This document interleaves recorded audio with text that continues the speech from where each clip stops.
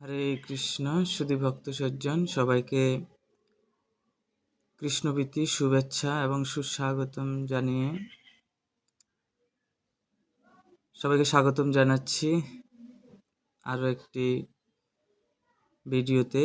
তো আমরা আজকে আস্বাদন করব শ্রী চৈতন্য চরিতামৃত প্রথম খণ্ড আদিলীলা দ্বিতীয় পরিচ্ছেদ ৭৮ শ্লোক থেকে ১২১ নং শ্লোক পর্যন্ত। তো গত পর্বে আমরা দ্বিতীয় পরিচ্ছেদের ১ থেকে ৭৭ নং শ্লোক পর্যন্ত আমরা আলোচনা করছিলাম। তো সেখানে আমরা দেখতে পাই যে এই অধ্যায়ে শ্রীকৃষ্ণদাস কবিরাজ গোস্বামী তিনি শ্রী চৈতন্য মহাপ্রভুকে পরমেশ্বর ভগবান রূপে প্রতিষ্ঠিত করছেন এবং ব্রহ্ম পরমাত্মা ভগবানের যে তিনটি প্রকাশ রয়েছে সেই প্রকাশ সম্বন্ধে তিনি বিস্তারিতভাবে এই অধ্যায়ে তিনি ব্যাখ্যা করছেন।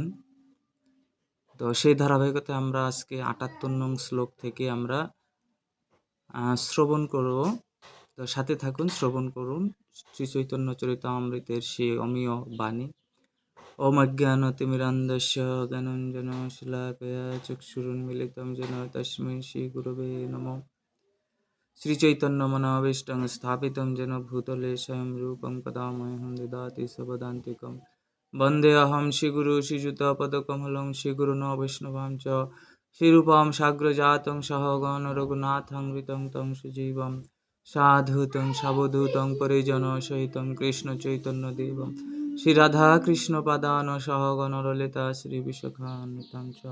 नमो विष्णुपदाय कृष्णप्रेष्ठाय भूतले श्रीमते भक्तिवेदान्त स्वामिनिति नामिने नमस्ते सारस्वते देवे गौरवाणी प्रचारिणे निर्विशेष शून्यवादी पाश्चात्य देशतारिणे।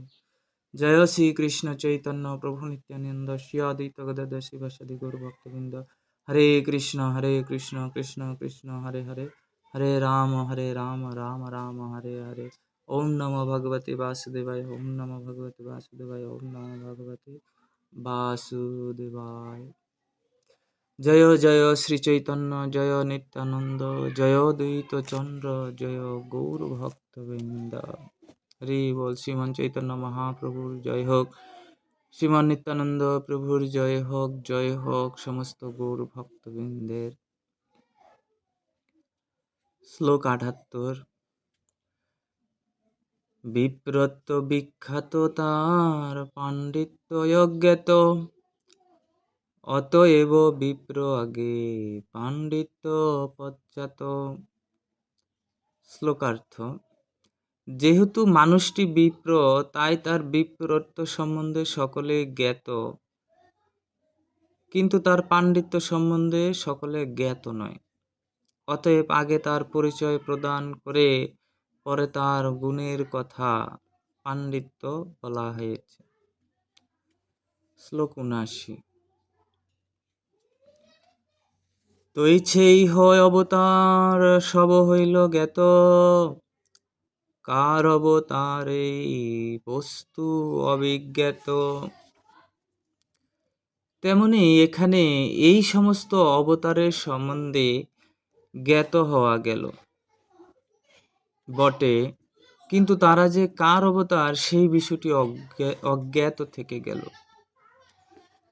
এতে শব্দে অবতারের আগে অনুবাদ, পুরুষের অংশ পাছে বিধেয় সংবাদ।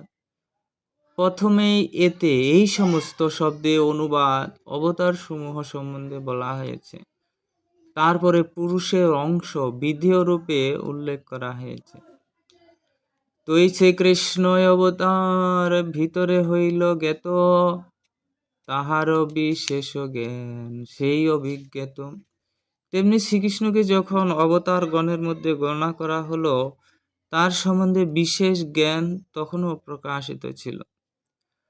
অতএব কৃষ্ণ শব্দ আগে অনুবাদ, স্বয়ং ভগবত্তা পিছে বিধেয় সংবাদ। সুতরাং অনুবাদ রূপে প্রথমে কৃষ্ণ শব্দ উল্লেখ করা হলো এবং সেই অনুবাদের বিধেয় রূপে তার ভগবত্তাকে পরে বর্ণনা করা হলো। কৃষ্ণেরও স্বয়ং ভগবত্তা ইহা হইল সাধ্য, স্বয়ং ভগবানের কৃষ্ণত্ব হইল বাদ্য। তার ফলে প্রতিপন্ন হলো যে শ্রীকৃষ্ণ হচ্ছেন স্বয়ং ভগবান। এখানে শ্রীকৃষ্ণ ছাড়া অন্য যে কেউ ভগবান নন, তা স্পষ্টভাবে প্রমাণিত হলো। কৃষ্ণ যদি অংশ হইত অংশী নারায়ণ, তবে বিপরীত হইত সুতের বচন। শ্রীকৃষ্ণ যদি অংশ হতেন এবং নারায়ণ যদি হতেন তার অংশী, তাহলে ছিল সুত গোস্বামীর উক্তিটি বিপরীত হতো। নারায়ণ অংশী যেই স্বয়ং ভগবান, তেহ শ্রীকৃষ্ণ হইছে করিত ব্যাখ্যান। তাহলে তিনি বলতেন সমস্ত অবতারের উৎস নারায়ণ হলেন পরমেশ্বর ভগবান এবং তিনি শ্রীকৃষ্ণ রূপে আবির্ভূত। শ্লোক ৮৬। ভ্রম প্রমাদ বিপ্রলিপ্সা করণপাট, আর্য বিজ্ঞ বাক্যে নাহি দোষ এই সব। বিজ্ঞ ঋষিদের বাক্যে ভ্রম, ভুল করার প্রবণতা, প্রমাদ, মোহগ্রস্ত হওয়ার প্রবণতা, বিপ্রলিপ্সা, প্রতারণা করার প্রবণতা এবং করণাপাঠ, ভ্রান্ত ইন্দ্রিয়ানুভূতি জনিত কোনো দোষ বা ত্রুটি থাকে না। শ্লোক ৮৭। বিরুদ্ধার্থ কহ তুমি কহিতে কর রোষ, তোমারই অর্থে হবে মিষ্ট বিধিয়াংশ দোষ। তুমি শ্লোকের বিপরীত অর্থ করছ, আর যখন তোমার সেই ভুলের কথা মনে হচ্ছে তুমি রাগ করছো। তোমার বিশ্লেষণে অবিমিষ্ট বিধিয়াংশ দোষ রয়েছে। যার ভগবত্তা হইতে অন্যের ভগবত্তা, স্বয়ং ভগবান শব্দের তাহাতেই সত্তা। যার ভগবত্তা থেকে অন্যের ভগবত্তা প্রকাশ পায় তাকেই স্বয়ং ভগবান বলা হয়। তার মধ্যেই সেই সত্তা বিরাজমান। দীপ হইতে জ্বলছে বহু দীপের জ্বলন, মূল এক দীপ তাহা করিয়ে গণন। একটি দ্বীপ থেকে যখন অন্যান্য বহু দ্বীপ প্রজ্বলিত হয়, তখন প্রজ্বলনকারী সেই দ্বীপটিকে মূল দ্বীপ বলে বিবেচনা করা হয়। তৈছে সব অবতারের কৃষ্ণ সে কারণ, আর এক শ্লোকে শুন কুবেক্ষা খণ্ডন। এইভাবে শ্রীকৃষ্ণ হচ্ছেন সমস্ত অবতারের পরম কারণ। এই প্রসঙ্গে আর একটি শ্লোক শোনো, যাতে সব রকম কুবেক্ষা খণ্ডন করা হয়েছে। অত্র স্বর্গ বিসর্গস্য স্থানম পোষণম উতয়ঃ, মন্বন্তর ঈশানো কথা নিরোধো মুক্তিরাশ্রয়ঃ।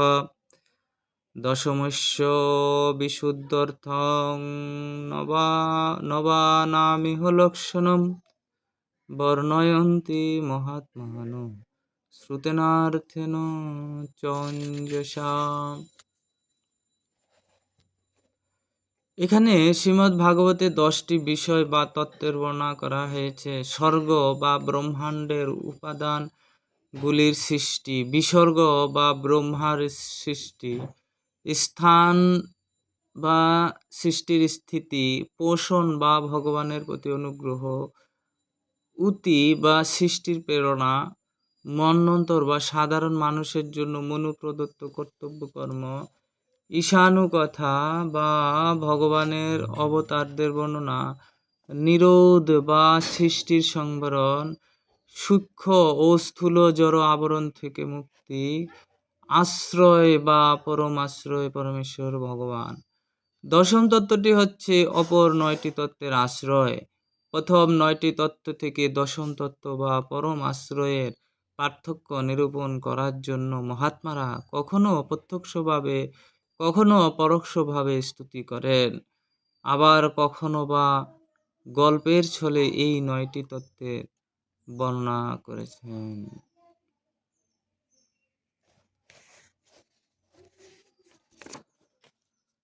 শ্লোক 93।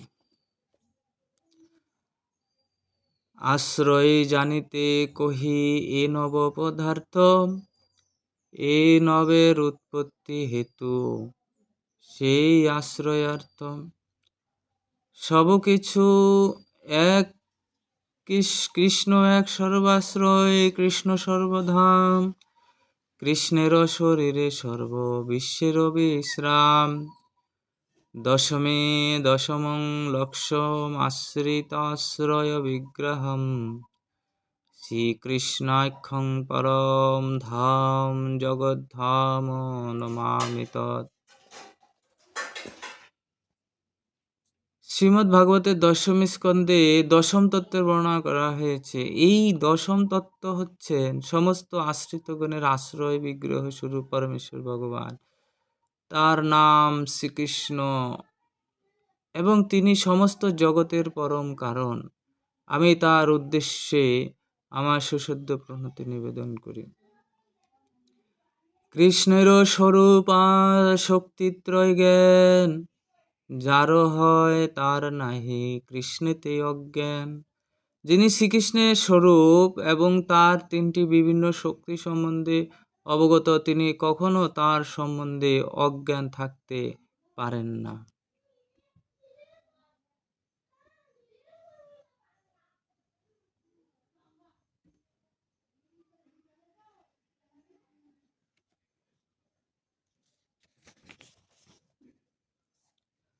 সাতানব্বই শ্লোক। কৃষ্ণের স্বরূপের হয় সরবিদ বিলাস, প্রাভব বৈভব রূপে দ্বিবিধ প্রকাশ। পরমেশ্বর ভগবান শ্রীকৃষ্ণ নিজেকে ছয় ভাবে বিস্তার করে আনন্দ উপভোগ করেন। তার দুটি প্রকাশ হচ্ছে প্রাভব এবং বৈভব। অংশ শক্তাবেশরূপে দ্বিবিধ অবতার, বাল্য প্রগণ্ড ধর্ম দ্বৈত প্রকার। ভগবানের অবতার দু প্রকার, যথা অংশ অবতার এবং শক্তাবেশ অবতার। তিনি বাল্য এবং প্রগণ্ড এই দুটি বয়সের লীলাবিলাস করেন। কিশোর স্বরূপ হয় কৃষ্ণ স্বয়ং অবতারে, ক্রিয়া করে এই ছয় রূপে বিশ্বভরি। পরমেশ্বর ভগবান শ্রীকৃষ্ণ, যিনি নিত্য নবকিশোর রূপসম্পন্ন, তিনি হচ্ছেন আদিপুরুষ এবং সমস্ত অবতারের অবতারী। সমস্ত জগৎ জুড়ে তার আধিপত্য বিস্তার করার জন্য তিনি এই ছয় রূপে লীলাবিলাস করেন। এই ছয় রূপে হয় অনন্ত বিভেদ, অনন্ত রূপে এক রূপ নাহি কিছু ভেদ। এই ছয় রূপের অনন্ত বিভেদ বা বৈচিত্র্য রয়েছে। অনন্ত বৈচিত্র্য সম্পন্ন বহু রূপ হলেও তারা সকলেই এক, তাদের মধ্যে কোনো পার্থক্য নেই। চিৎশক্তি চিৎস্বরূপ অন্তরঙ্গা নাম, তাহার বৈভব অনন্ত বৈকুণ্ঠাদি ধাম। ভগবানের চিৎ শক্তি, যাকে স্বরূপ শক্তি বা অন্তরঙ্গা শক্তিও বলা হয়, তা বিভিন্ন বৈচিত্র্য প্রকাশ করে। তা ভগবানের অনন্ত বৈকুণ্ঠাদি ধাম এবং তার অনন্ত বৈভব প্রকাশ করে।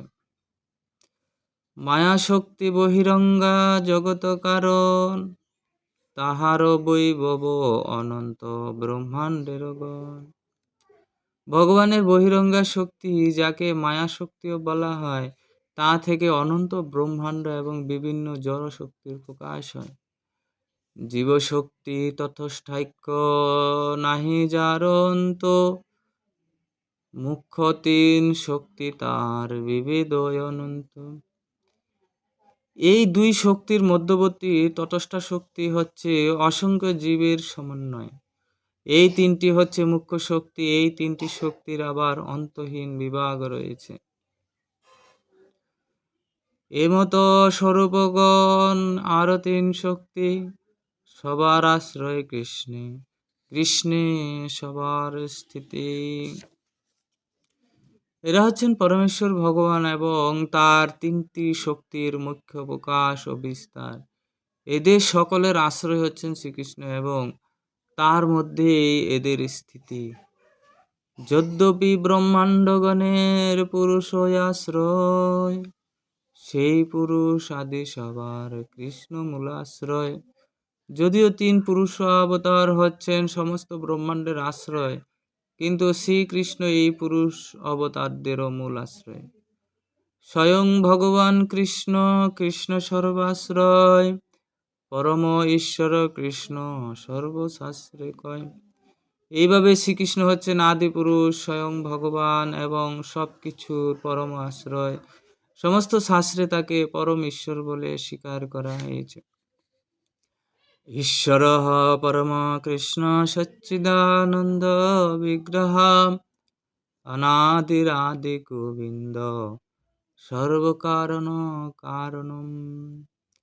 শ্রীকৃষ্ণ যিনি গোবিন্দ নামে পরিচিত, তিনি হচ্ছেন পরম ঈশ্বর, তার রূপ সচ্চিদানন্দময়।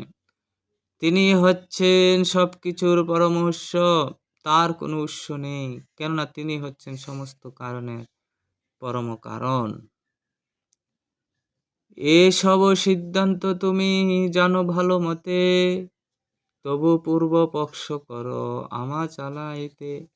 এই সমস্ত শাস্ত্র সিদ্ধান্ত তুমি ভালোভাবেই জানো, কিন্তু আমাকে বিক্ষুব্ধ করার জন্য তুমি এই সমস্ত বিরুদ্ধ তর্কের উত্থাপন করছ। সেই কৃষ্ণই অবতারে ব্রজেন্দ্র কুমার, আপনে চৈতন্য রূপে কৈলয় অবতার। সমস্ত অবতারের অবতারে সেই শ্রীকৃষ্ণই ব্রজেন্দ্র কুমার নামে পরিচিত। তিনি স্বয়ং শ্রী চৈতন্য মহাপ্রভু রূপে অবতরণ করেছেন। অতএব চৈতন্য গোসাই পরতত্ত্ব সীমা, তারে ক্ষীর দোসাই কহি কি তার মহিমা। তাই শ্রী চৈতন্য মহাপ্রভু হচ্ছেন পরম তত্ত্ব, তাকে ক্ষীরোদকসায়ী বিষ্ণু বলে অভিহিত করা হলে তার মহিমা পূর্ণরূপে ব্যক্ত করা হয় না। সেই তো ভক্তের বাক্য নহে ব্যভিচারে, সকল সম্ভবে তাতে যাতে অবতারে। তার ঐকান্তিক ভক্তের মুখ থেকে স্ফুরিত এই ধরনের বাক্য কখনো মিথ্যা হতে পারে না। তার পক্ষে সবকিছুই সম্ভব, কেননা তিনি হচ্ছেন সমস্ত অবতারের অবতারে স্বয়ং ভগবান। অবতারের দেহে সব অবতারের স্থিতি, কেহ কোনো মতে কহে যেমন যার মতি।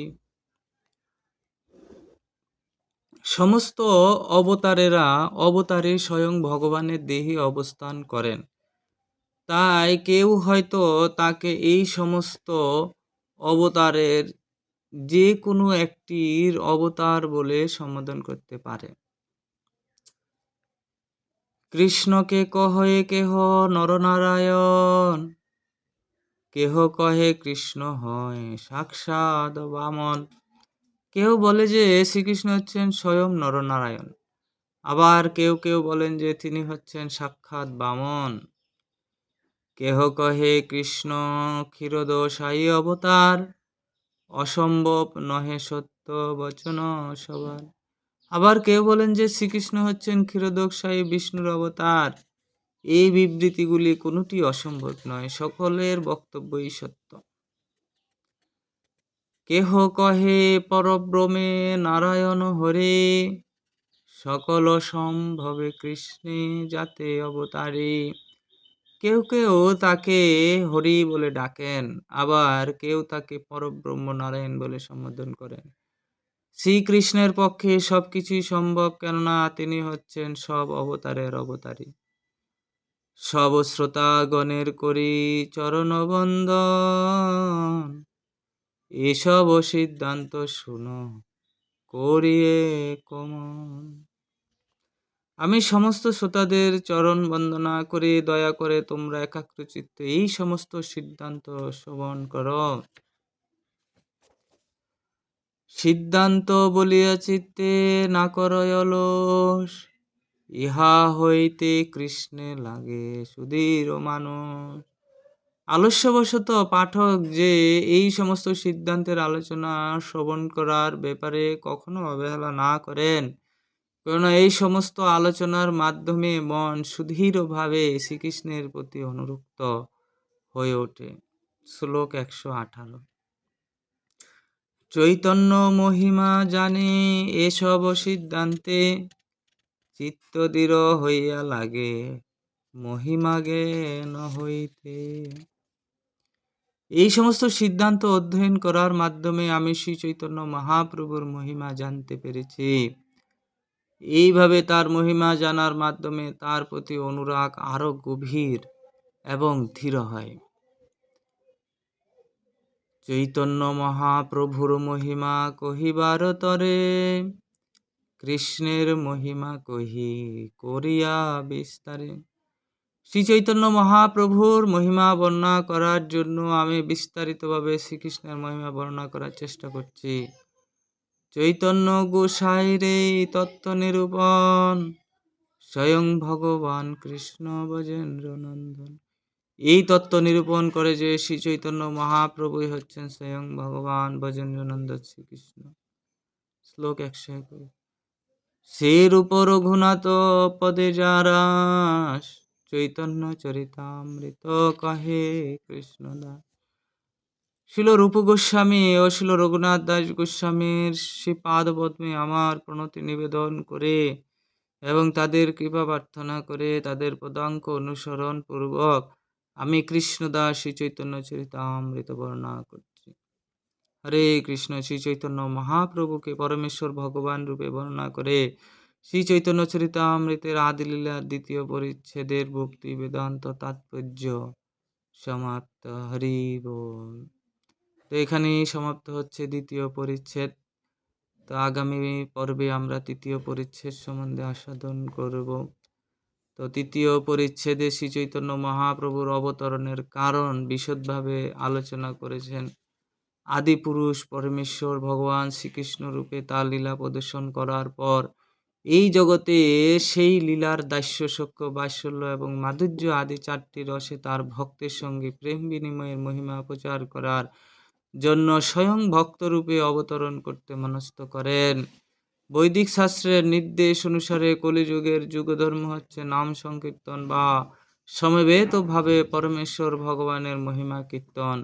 সাধারণত কোনো যুগের যুগাবতার সেই যুগের জন্য নির্দিষ্ট যুগধর্মের প্রচার করেন, কিন্তু পরমেশ্বর ভগবান শ্রীকৃষ্ণই কেবল ভক্ত এবং ভগবানের মধ্যে পূর্বোক্ত 4টি রসের মাধ্যমে সেই দিব্য প্রেমের বিনিময়ের মহিমা বিশ্লেষণ করতে পারেন।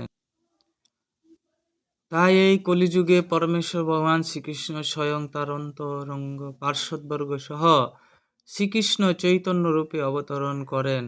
এই পরিচ্ছেদে বর্ণনা করা হয়েছে যে সেই উদ্দেশ্যেই কেবল স্বয়ং শ্রীকৃষ্ণ চৈতন্য মহাপ্রভু রূপে নবদ্বীপে অবতরণ করেছেন।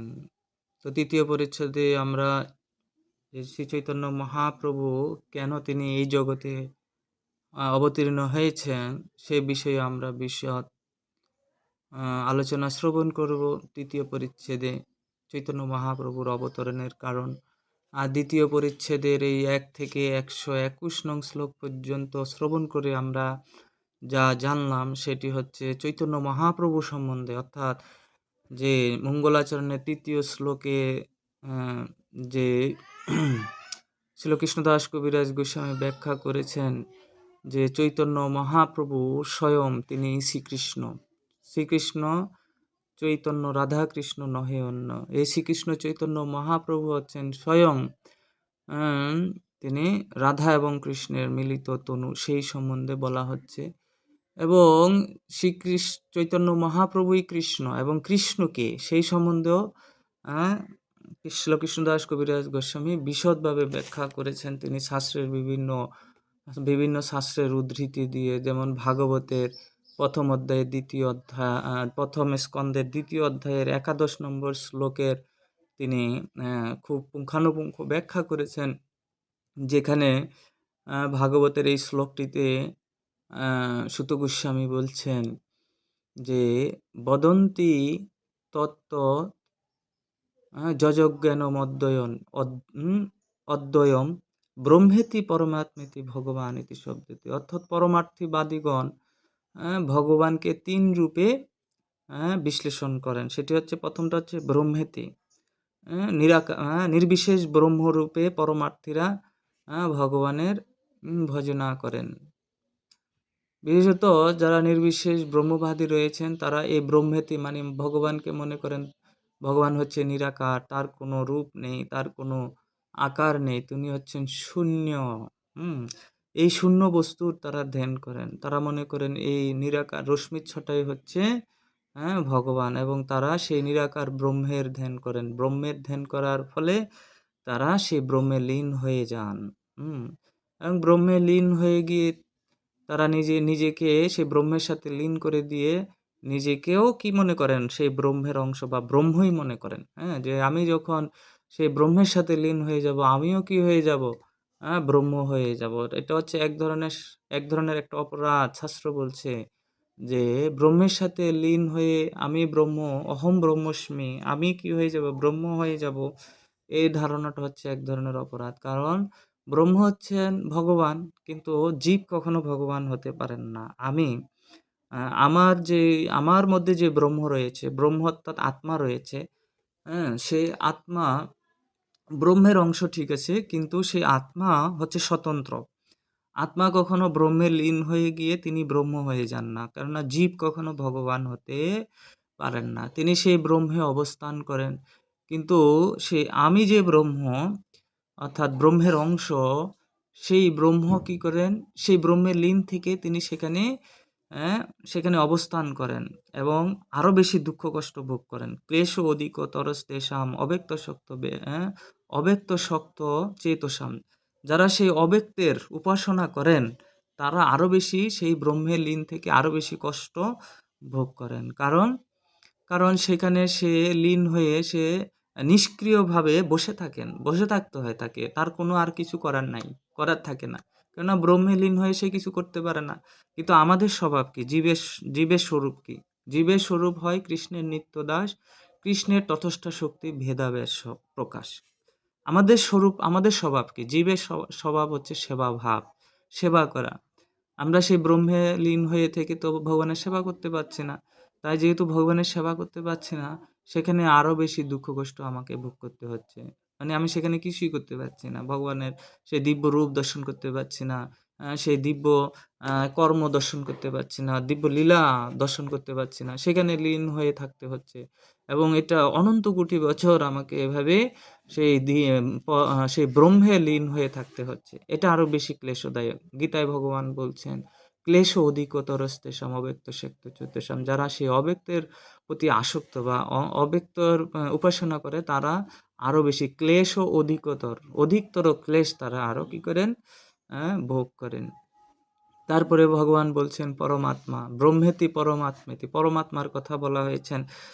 যারা যোগীরা যেই পরমাত্মাকে ধ্যান করেন, এবং সেই পরমাত্মাকে দর্শন করেন। পরমাত্মা হচ্ছে ভগবানের একটি অংশ প্রকাশ মাত্র, ভগবানের একটি বৈভব প্রকাশ। তো এই পরমাত্মা প্রতিটি জীবের হৃদয়ে অবস্থান করে।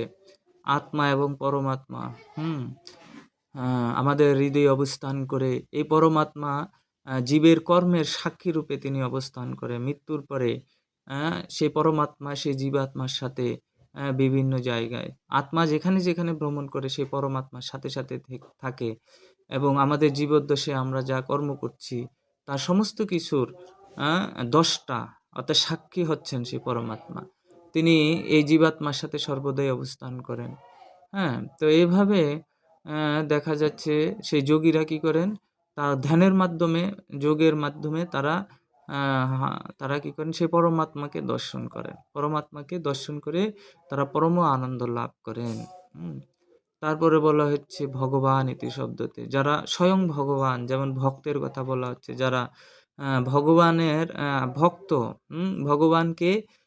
ভগবানকে সেটা পরাশর মুনি তিনি ব্যাখ্যা করেছেন ঐশ্বর্যস্য সমগ্রস্য যশস্ব শ্রিয়, যিনি সমস্ত ঐশ্বর্যের অধিকারী, যিনি সমস্ত শ্রী সৌন্দর্যের অধিকারী, যিনি সমস্ত জ্ঞানের অধিকারী, যিনি সমস্ত বৈরাগ্যের অধিকারী, যিনি সরসূর্যপূর্ণ, যার মধ্যে 6টি গুণ পূর্ণ মাত্রায় বিদ্যমান রয়েছে, তিনি হচ্ছেন ভগবান। আর তিনি হচ্ছেন কে? কৃষ্ণের মধ্যে এই 6টি গুণ পূর্ণ মাত্রায় বিদ্যমান রয়েছে। তো কৃষ্ণ হচ্ছেন কৃষ্ণ। তো ব্রহ্ম সংহিতায় বলছেন ঈশ্বর পরম কৃষ্ণ সচ্চিদানন্দ বিগ্রহ অনাদিরাদি গোবিন্দ সর্বকারণ কারণম। তো সেই সম্বন্ধে, সেই ভগবান সম্বন্ধে কৃষ্ণদাস কবিরাজ গোস্বামী এই চৈতন্য চরিতামৃতের এই পরিচ্ছেদে, দ্বিতীয় পরিচ্ছেদে বিস্তারিতভাবে ব্যাখ্যা করেছেন। এবং কৃষ্ণ কেন পরমেশ্বর ভগবান, একলা ঈশ্বর কৃষ্ণ, আর সব ভিত্ত জইছে না চায়, যারে জইছে না চায় সে তৈছে করে নিত্য। একলা ঈশ্বর কৃষ্ণ, কৃষ্ণই হচ্ছেন একমাত্র পরমেশ্বর। তিনি যাকে যেভাবে নৃত্য করান সে সেভাবেই নৃত্য করতে বাধ্য হয়। তো তিনি সমস্ত অবতারের উৎস, তিনি হচ্ছেন অবতারী। কিন্তু ভাগবতে এখানে কৃষ্ণদাস কবিরাজ গোস্বামী বর্ণনা করছেন, ভাগবতে কৃষ্ণকে অবতার রূপে দেখানো হয়েছে, কিন্তু কৃষ্ণের বিশেষত্ব কেন তিনি অবতারী সেই বিশেষত্ব তিনি কি করেছেন, সূত গোস্বামী তিনিও ব্যাখ্যা করেছেন যে কেন তিনি হচ্ছেন পরমেশ্বর, কেন তিনি অবতারী। হ্যাঁ, ওই শ্লোকটিতেই বলছেন, এতে চাংশ কলা পুংস, এই সমস্ত অবতার যত রকমের, যে ভগবানের ছয় রকমের অবতারের কথা বলা হচ্ছে, গুণ অবতার, তার শক্তাবেশ অবতার, মন্বন্তর অবতার, লীলা অবতার, এরকম 6 প্রকারের অবতারের কথা বলছে। এই সমস্ত অবতারেরা হচ্ছে কৃষ্ণের অংশকলা, এতে চ অংশকলা। এই সমস্ত অবতারেরা হচ্ছে কি, সবাই হচ্ছে কৃষ্ণের অংশকলা। কৃষ্ণস্তু ভগবান স্বয়ং, কৃষ্ণ হচ্ছেন স্বয়ং ভগবান। তো সেই সিদ্ধান্ত তিনি এখানে প্রতিষ্ঠিত করেছেন। এমনকি অনেকে মনে করেন যে কৃষ্ণ হচ্ছে নারায়ণের অবতার। তাহলে ওই শ্লোকেই ব্যাখ্যা করা হতো যে নারায়ণ হচ্ছেন স্বয়ং ভগবান, কৃষ্ণ হচ্ছে তার অবতার। কিন্তু এখানে বলছেন কৃষ্ণ হচ্ছেন সমস্ত অবতার, অর্থাৎ তিনি নারায়ণেরও উৎস। এবং তিনি ক্ষীরোদকশায়ী বিষ্ণু, গর্ভোদকশায়ী বিষ্ণু, কারণোদকশায়ী বিষ্ণুরও যিনি উৎস, যিনি পরমাত্মার উৎস, যিনি সমস্ত অবতারের উৎস। এমনকি বলরাম, সে অনন্ত শেষ শঙ্কর্ষণের অবতার, বলরামেরও যিনি উৎস, তিনি হচ্ছেন পরমেশ্বর ভগবান শ্রীকৃষ্ণ। তিনি হচ্ছেন সমস্ত কিছুর ঈশ্বর, এই জন্য তিনি হচ্ছেন অবতারী। কৃষ্ণ হচ্ছেন সমস্ত অবতারের অবতারী। তো এই অধ্যায়ে সেই সম্বন্ধেই তিনি পুঙ্খানুপুঙ্খভাবে ব্যাখ্যা করে বুঝিয়েছেন যে কেন কৃষ্ণ হচ্ছেন অবতারী। এবং সেই কৃষ্ণ চৈতন্য মহাপ্রভু রূপে তিনি এই কলিযুগে আবির্ভূত হয়েছেন। যেই কৃষ্ণ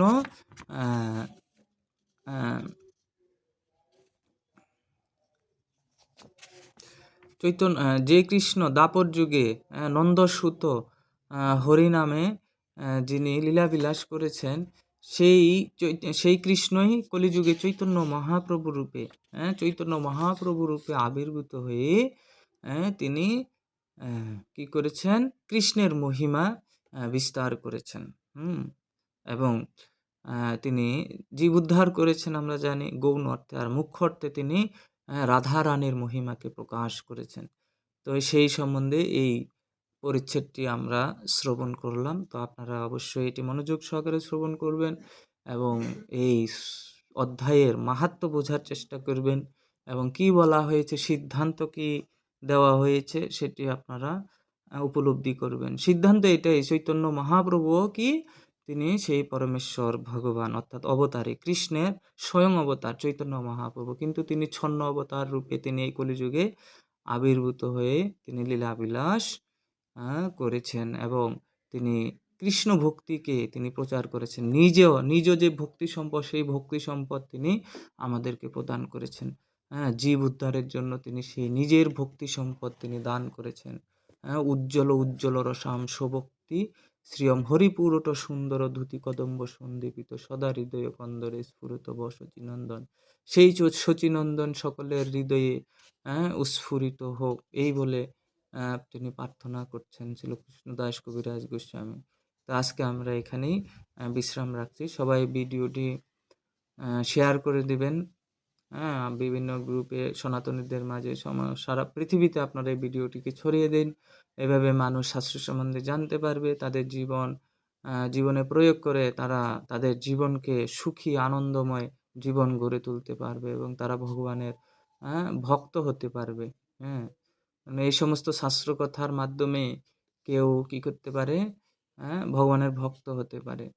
আর অবশ্যই যদি এই আলোচনা থেকে আপনাদের মনে কোনো প্রশ্নের উদ্ভূত হয়, তাহলে আপনারা কমেন্ট বক্সে অবশ্যই প্রশ্ন করে আমাকে জানিয়ে দিতে পারেন। আমি সেই প্রশ্নের আ উত্তর প্রদান করতে সচেষ্ট হব। সবাইকে অসংখ্য ধন্যবাদ। হরে কৃষ্ণ।